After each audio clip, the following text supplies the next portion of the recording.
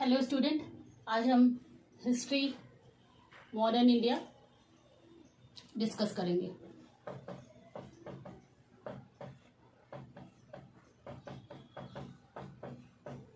Modern India.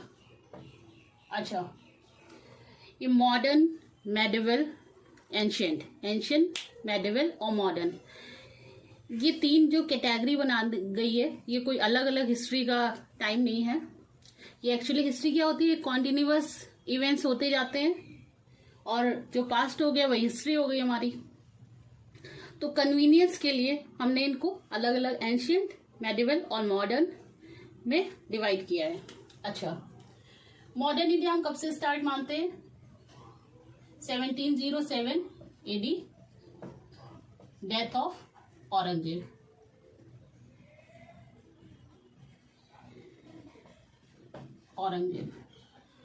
यहां से start modern India की मानते हैं। अच्छा, औरंगजेब का जो टाइम पीरियड था वो कब से कब तक था? 1658 से 1707 AD। इसमें he died in this year। अच्छा, एक्चुअली मुगल एम्पायर का जो डिक्लाइन था, decline of Mughal empire, actually started during the period of Aurangzeb के पीरियड में स्टार्ट हो गया था। क्यों? राजपूत के साथ। मुगल के टाइम में राजपूत के साथ अंटिल शाहजहां तक रिलेशनशिप अच्छे थे, गुड रिलेशनशिप थे। सिख के साथ कॉन्टिन्यूअस टसल। मराठास इन डेक्कन, ये देख रहे थे कि मुगल एम्पायर वीक हो रहा है, तो ये अपना इंडिपेंडेंस मुगल एम्पायर से चाह रहे थे। अच्छा, लेकिन after the death of Aurangzeb एक रूलर था मोहम्मद शाह। कितने साल तक रूल किया इसने? 1719 से 48 AD, 29 ईयर्स। इतना लॉन्ग पीरियड इसको मिला, लेकिन ये कैसा रूलर था? इनकम्पिटेंट, कुछ नहीं करता था, वीक रूलर था। इसके टाइम में इंडिपेंडेंट स्टेट एस्टेब्लिश हुए। एस्टेब्लिशमेंट ऑफ इंडिपेंडेंट स्टेट, कौन कौन से स्टेट है वो? हैदराबाद, अवध, बंगाल, पंजाब। ये चाहता तो अपने एम्पायर को कंसोलिडेट कर सकता था, लेकिन इतना लॉन्ग पीरियड होने के बाद भी कुछ भी फ्रूटफुल नहीं हुआ। अच्छा, औरंगजेब की डेथ के बाद एक्सटर्नल चैलेंजेस सामने आए।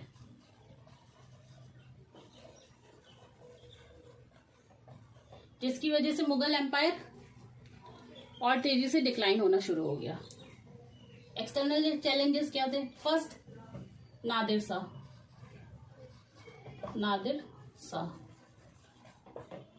शाह पर्शियन इन्वेडर था।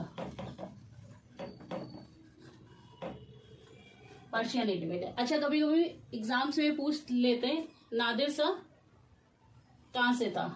पर्शियन, ईरानियन या अदर स्टेट, अदर कंट्री से। तो वो आपका ये भी एक MCQ का क्वेश्चन बनता है। एक और क्वेश्चन यहां से बनता है, मोहम्मद शाह किसके टाइम में इंडिपेंडेंट स्टेट हैदराबाद, अवध, बंगाल और पंजाब स्टैब्लिश हुए? तो उसका आंसर ये एमसीक्यू का एक बनता है हमारा मोहम्मद शाह।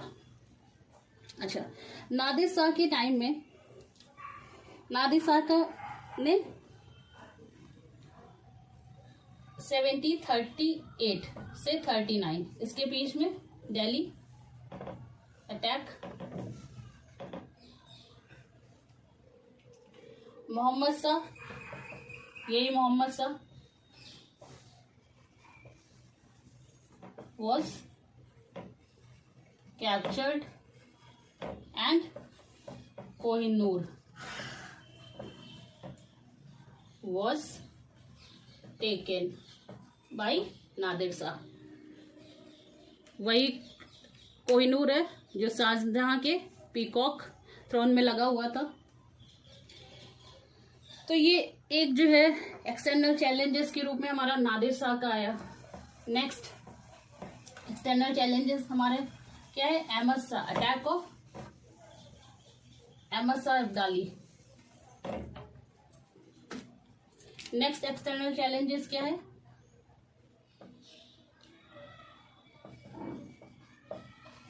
अहमद शाह अब्दाली। अहमद शाह अब्दाली उसने क्या किया? दिल्ली को कैप्चर कर लिया।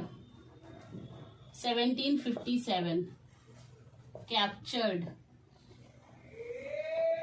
दिल्ली। अच्छा, यही वो टाइम था बैटल ऑफ प्लासी का।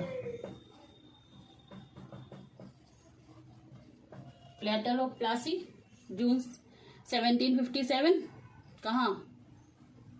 बंगाल।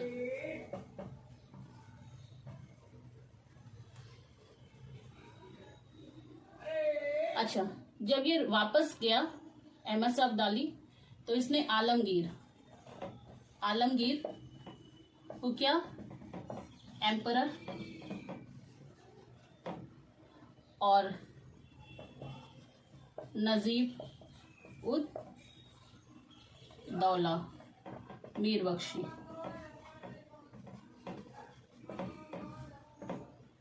अपॉइंट किया। लेकिन Najeeb ud Daula was expelled by Maratha chief कौन? रघुनाथ राव। इसके द्वारा एक्सपेल कर दिया गया। अब क्या हुआ? अहमद शाह अब्दाली को गुस्सा आ गया। अब इन्होंने क्या किया? रिवेंज में क्या हुआ? थर्ड बैटल ऑफ पानीपत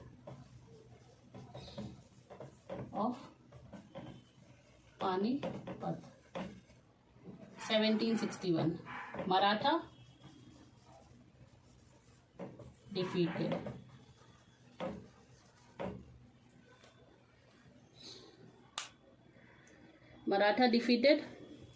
अच्छा, after Maratha defeated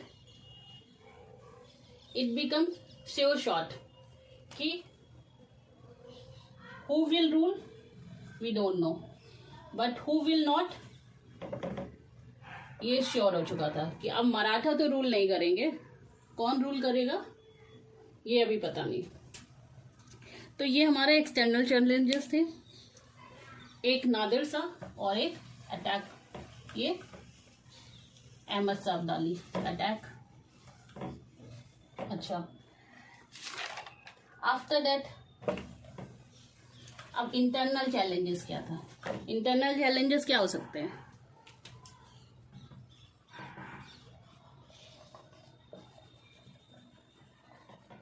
internal challenges हमारे क्या हो सकते हैं? Weak ruler, weak emperor. Aurangzeb की जब डेथ हुई 1707 में तो 2 साल जो है सक्सेशन वॉर चली। After 2 years of succession war, after 2 years of succession war कौन रूलर बना? कौन एम्परर बना मुगल एम्पायर का? बहादुर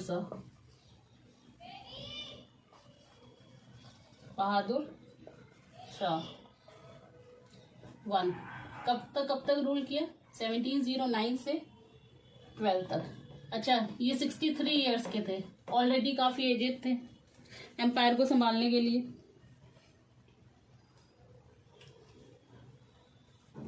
इनका रियल नाम क्या था? मुअज्जम। इनको एक टाइटल भी दिया था काफी खान ने, शान ए बेखबर। शान ए बेखबर किसके द्वारा? काफी खान। इनको स्टेट अफेयर्स की कोई खबर ही नहीं रहती थी, तो इनका नाम ही पड़ गया शान ए बेखबर। अच्छा, इन्होंने एक पॉलिसी अपनाई, पैसिफाई या पैसिफिक पॉलिसी। कोई इंटरफेरेंस नहीं, internal matters of Rajput, Maratha, Sikh. तो इस पीरियड में काफी शांति रही। अच्छा, इसके बाद नेक्स्ट रूलर आया Jahangir Shah. Next one is second, ये फर्स्ट थे after the death of Aurangzeb. Jahangir Shah बहुत शॉर्ट पीरियड के लिए, 1712 से 13, 1 ईयर ऑलमोस्ट। किसकी हेल्प से ये बने? With the help of Zulfiqar Khan.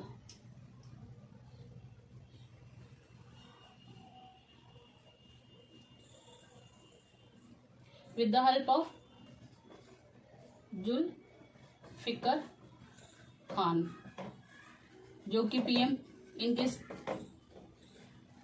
Rain में पीएम बने। इसकी हेल्प से जहांगीर शाह जो है मुगल एम्पायर के एम्परर बने। अच्छा, इन्होंने ये तो कुछ नहीं करते थे, जुल्फिकार खान मतलब इजारा सिस्टम।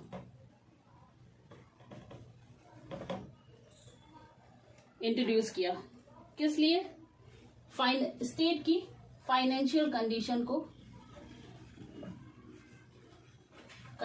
को इम्प्रूव करने के लिए इन्होंने इजारा सिस्टम। अच्छा, एक चीज और इन्होंने एक मेजर थिंग हुई, abolition of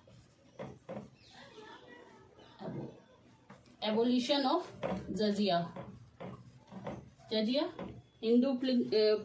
Hindu pilgrimage tax है ना।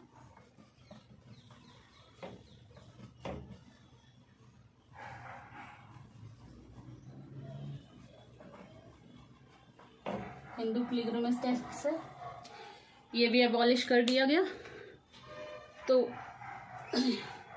ये 2 रूलर थे। इसके बाद हम आज जितने भी टिल 1857 रिवोल्ट ऑफ 1857 तक जितने भी रूलर रहे उसके बारे में हम शॉर्ट डिस्कस करेंगे। Next ruler was Farrukhsiyar, third one.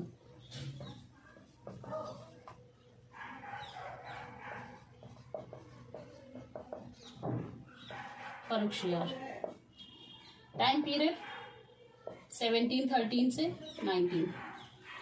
फर्रुखशियार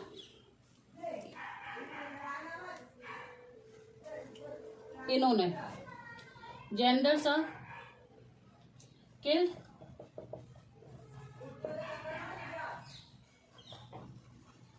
Jahangir Shah किसकी हेल्प से?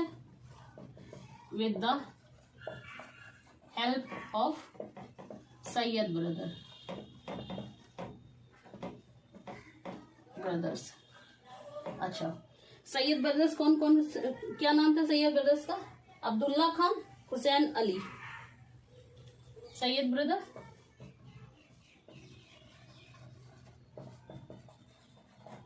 एंड हुसैन अली। अच्छा, इन्हीं दोनों को किंग मेकर भी कहा गया। इन दोनों को किंग मेकर कहा गया। King maker of Mughal empire. अच्छा, इनमें फर्रुख शाह के टाइम में भी क्या किया गया? Religious tolerance.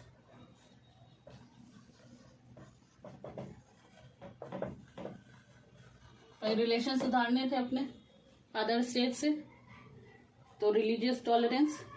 जजिया एबॉलिश कर दिया। जजिया क्या था?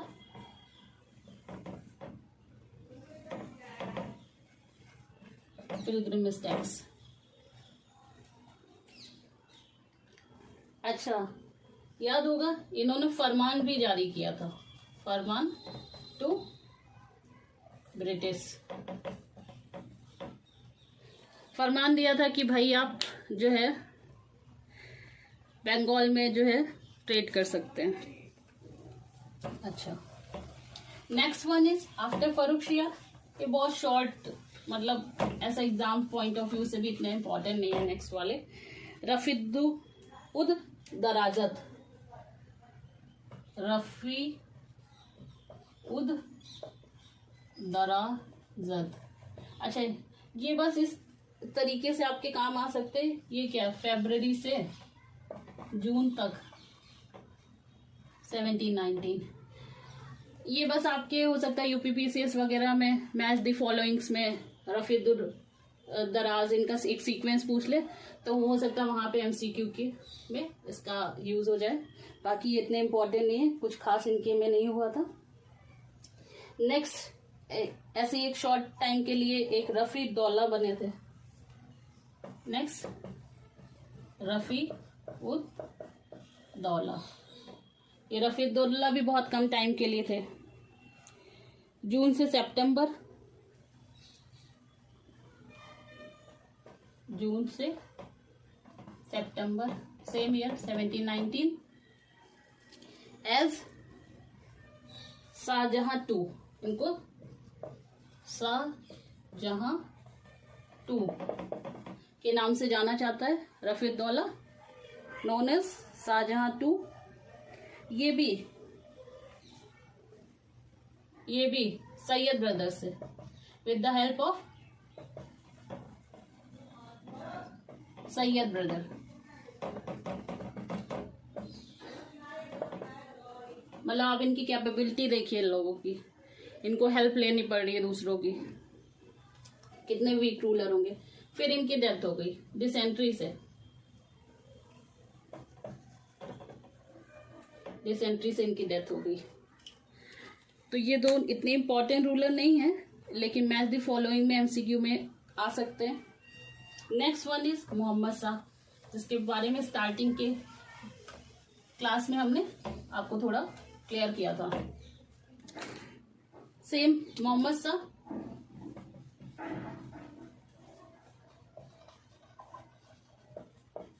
टाइम पीरियड क्या था? 1719 से 48। इनको टाइटल मिला था रंगीला का। इनको स्टेट अफेयर से कोई मतलब लेना देना नहीं था, ये अपनी मस्ती में मस्त रहते थे। अच्छा, इनको सैयद ब्रदर से बड़ा डर भी था, तो निजाम मुल्क जो था, निजाम उल मुल्क, इसकी हेल्प से, निजाम उल मुल्क की हेल्प से किल्ड सैयद ब्रदर्स। निजाम उल मुल्क की हेल्प से सैयद ब्रदर्स की को मार दिया। अच्छा, ये वही निजाम उल मुल्क है जिन्होंने हैदराबाद स्टेट जो है एस्टेब्लिश किया था। अच्छा, ये हैदराबाद क्यों चले गए? मोहम्मद शाह को इनके पे भी भरोसा नहीं था।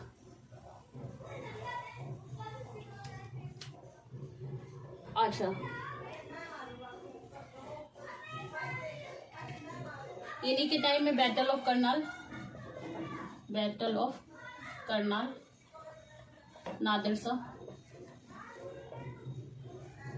नादिर शाह के टाइम में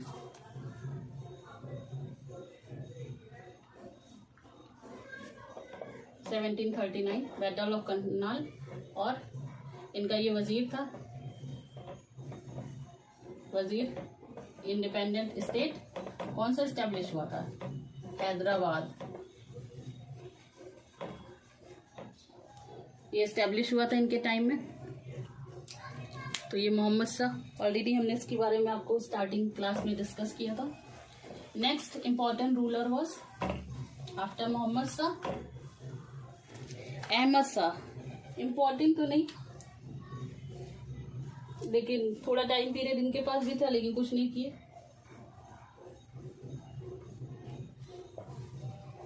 अहमद शाह 1748 से 54 सेम।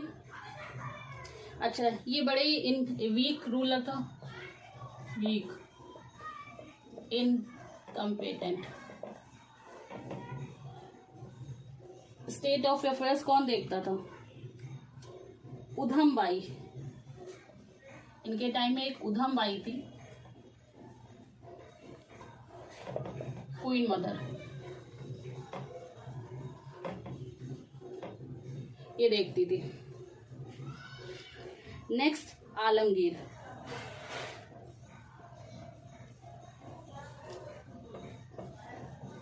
आलमगीर, आलमगीर 2 1754 से 1758 AD। अच्छा, ये कौन था? ये ग्रैंडसन था किसके? जहेंद्र शाह के।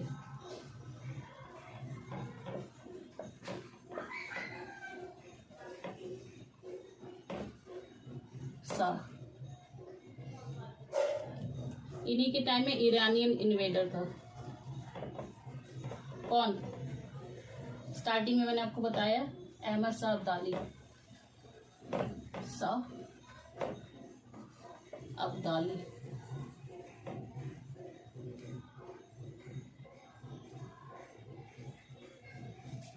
Seventeen 57 reached Delhi।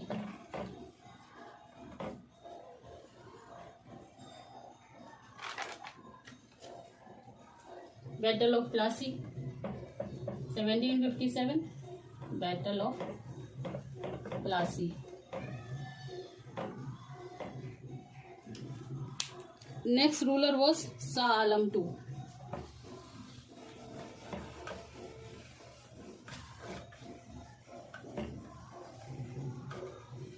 Next ruler was Shah Alam II।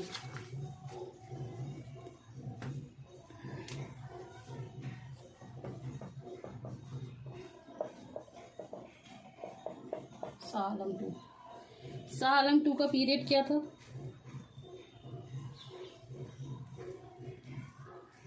Shah Alam का पीरियड क्या था? 1759 से 1806 AD। शाह आलम का ये टाइम पीरियड था। अच्छा, ये शाह आलम का ही टाइम था जब क्या हुआ? इम्पोर्टेंट क्या क्या उनके पीरियड्स में? Third battle of Panipat 1761। 1761 third battle of Panipat. Battle of Buxar,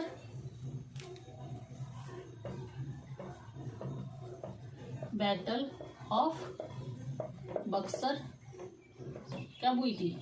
1760 बोलिए, 1764 में बैटल ऑफ बक्सर बिटवीन किसके किसके बीच में हुई थी? Nawab of Bengal Awadh and Mughal emperor Shah Alam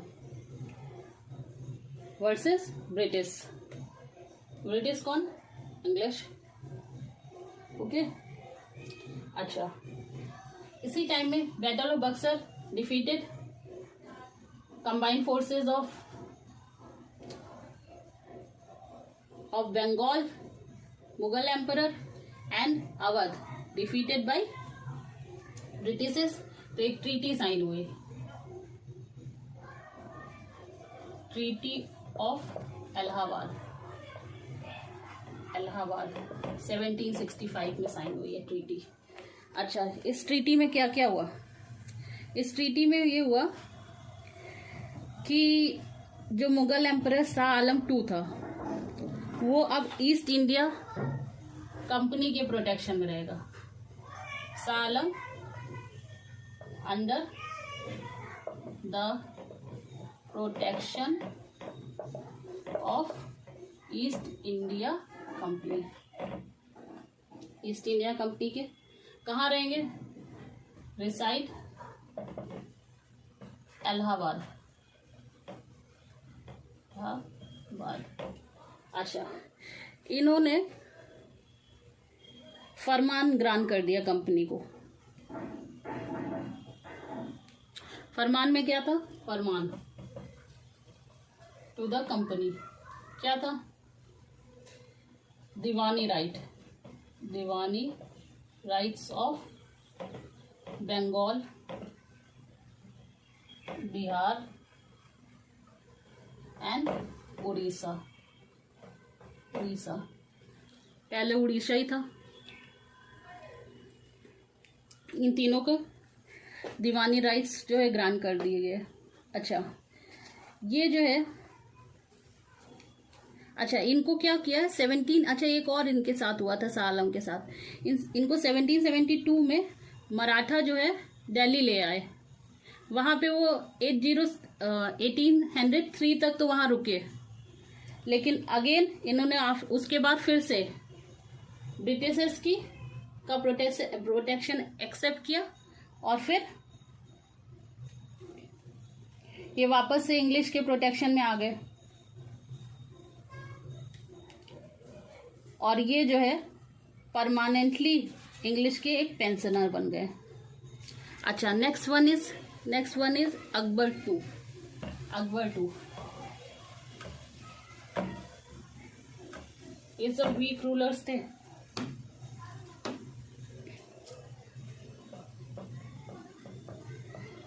Akbar II time period 1806 to 37, 6 to 37। अच्छा, ये अकबर ही थे।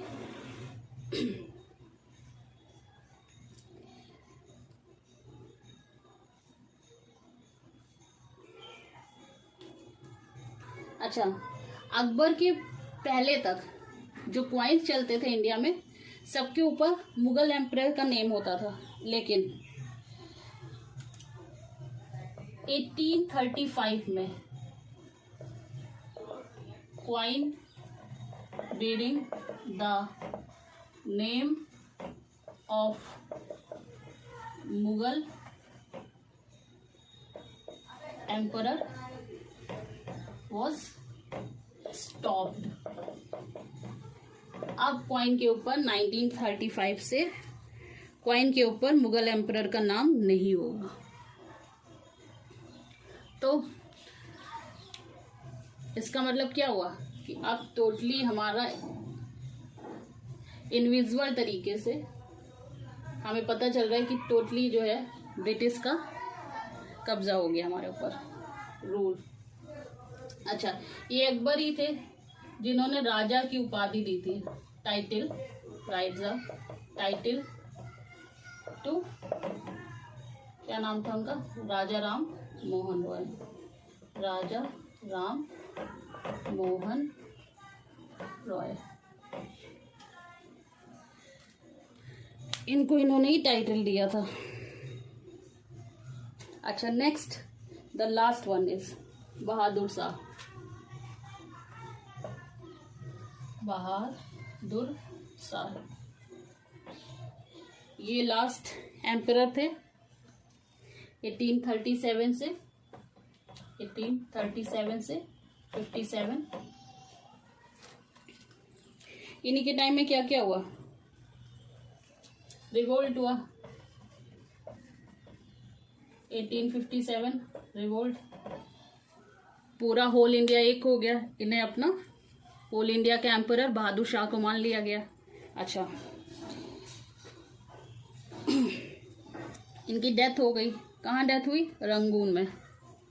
बाद में ये कैप्चर कर लिए गए, इनको रंगून भेज दिया गया। रंगून 1862 में, 1862 में ही डाइड। और अब Mughal empire came to the end and from 1 November 1858, ये वो डेट है जिससे मुगल एम्पायर का एंड हो गया with the declaration of queen Victoria.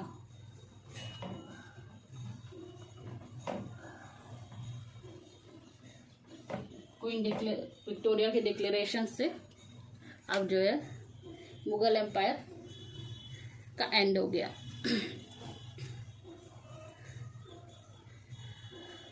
तो औरंगजेब के बाद तो सारे वीक रूलर थे। ये इंटरनल चैलेंजेस थे जिसकी वजह से मुगल एम्पायर डिक्लाइन हो गया। अच्छा,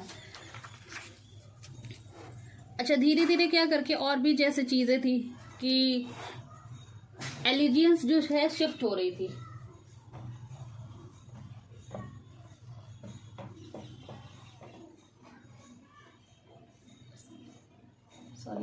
शिफ्टेड टू जमींदार, मीन्स जमींदार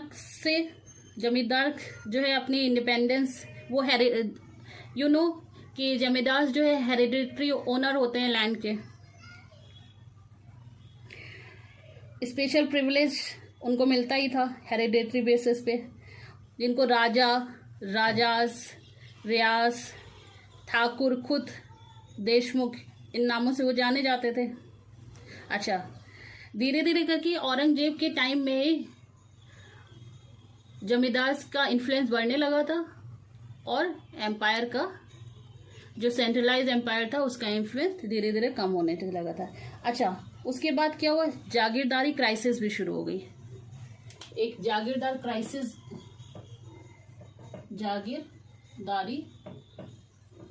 क्राइसिस भी एक बहुत बड़ा रोल प्ले करता है इसके डिक्लाइन में।